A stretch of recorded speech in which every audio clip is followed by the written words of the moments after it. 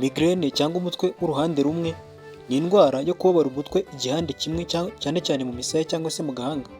Rimwe na rimwe iyo bikomeje bishobora no gufata mu bikano. Si aho gusa kuko urwaye umutwe aba yumva ameze nk'uwasadutsemo kabiri ku buryo igice kirwaye n'ikizima aba yumva bimeze nk'ibitandukanye. Iyi ndwara yibasira cyane abafite imyaka hagati y'icumi na 45, bitabujije ko n'abandi bashobora kuyirwara.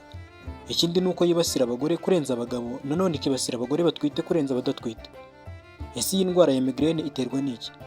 Kugeza n'ubu igitera iyi ndwara nyamukuru ntikizwi, ariko ubushakashatsi bugenda bwerekana ko ifitanye isano n'urwungano rw'imyakura nervous system, nubwo n'ubwonko buba butarimo gukora neza n'imitsi ijyana amaraso ikarega. Gusa hari ibyagaragajwe ko bishobora kongera ibyago byo kurwara iyi ndwara. Muri ibyo twavuga nk'impinduka mu misemburo iyo umugore ari mu kwezi kwe cyangwa se akoresha uburyo bw'ibinini mu kuboneza urubyaro.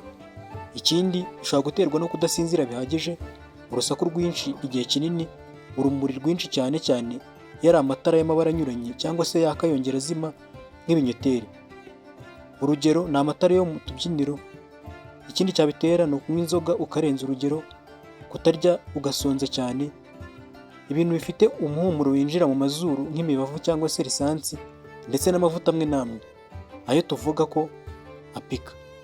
Ikindi cyabitera bishobora guterwa no kunywa itabi cyangwa se guhumeka umwotsi waryo, guhangayika no kudatuza.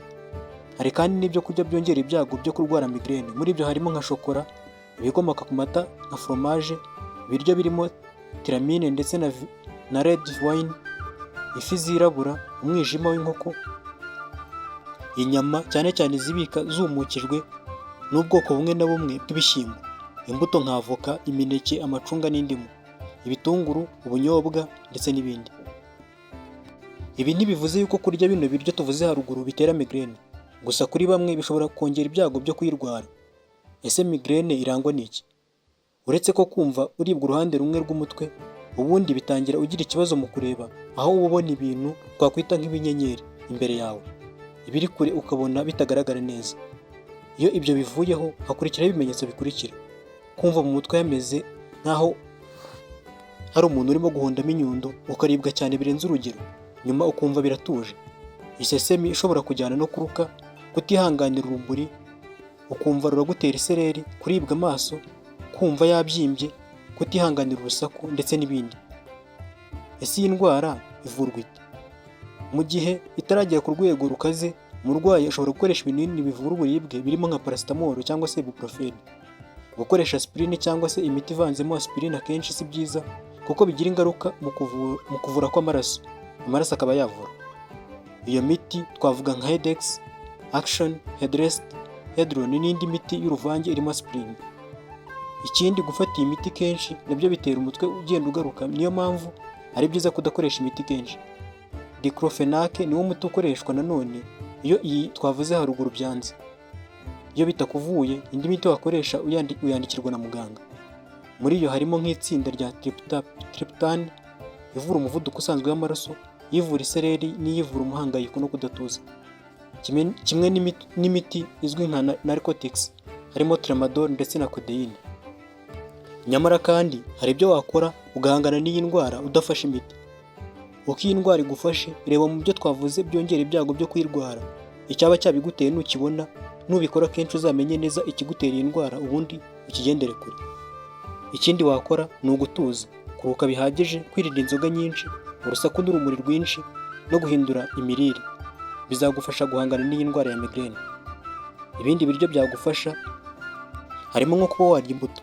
Mu gihe urwara migraine igihe uri mu mihango cyangwa se uri gufata imiti irimo imisemburo, ni byiza kurya imbuto n'imboga. Ibi bibamo estrogene y'umwimerere, ikaba ibuza ikorwa rya estrogene mu mubiri, ariyo ntandaro yo kurwara umutwe wa migraine. Ikindi warya amafi akungahaye ku binure bya omega 3. Nubwo amafi hafi yose agira ibi binure, ariko abikungahayeho cyane ni makerere, salmon na herring. Gusa ukibuka ko niba utwite utemerewe makerere kubera ko irimo mercure nyinshi. Ushobora kandi gukoresha ikawa.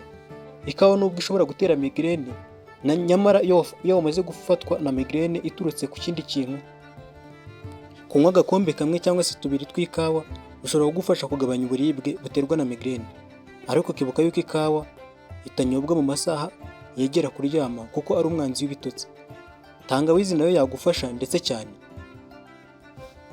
Tangawizi wayishyira mu mazi yo kunywa, mu cyayi, ubundi yagufasha rwose ukabasha guhangana na migraine. Ngibi ibyo wamenya ku ndwara ya migraine, indwara ifata uruhande rumwe rw'umutwe rukakurya cyane ndetse n'uburyo wahangana nayo. Nibyo twagarutse muri kino kiganiro. Ntugende udakoze subscribe niba utarayikora, kandi like, usige comment, ukore na share nyinshi cyane, tujye tubana buri munsi mu bindi biganiro. Njye nitwa Charles Gahigana, hasta la vista.